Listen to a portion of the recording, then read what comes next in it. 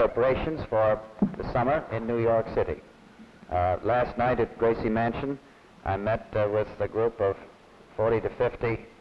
representatives of the business and industrial community, outlined our plans and programs for the summer in New York City, asked for their cooperation and their support in a number of areas: recreation, jobs,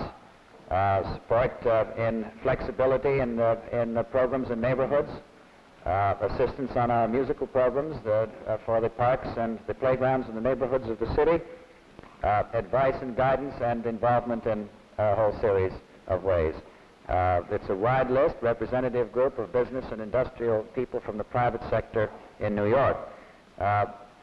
No question but what the private sector has, through this committee and also through some other contacts and calls that I've been receiving, responded magnificently and is looking forward to their work in this regard.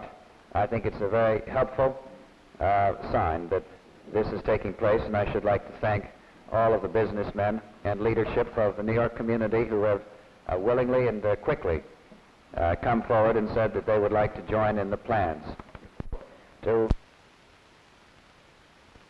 This is a group of businessmen who have donated part of their time to help small businessmen get started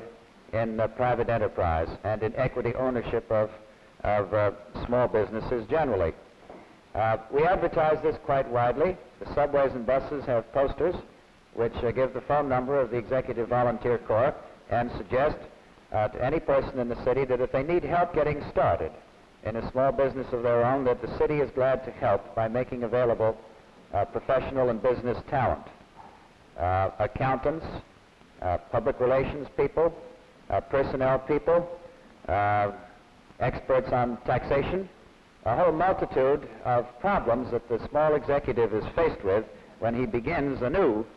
can be handled without charge by the city of New York through the voluntary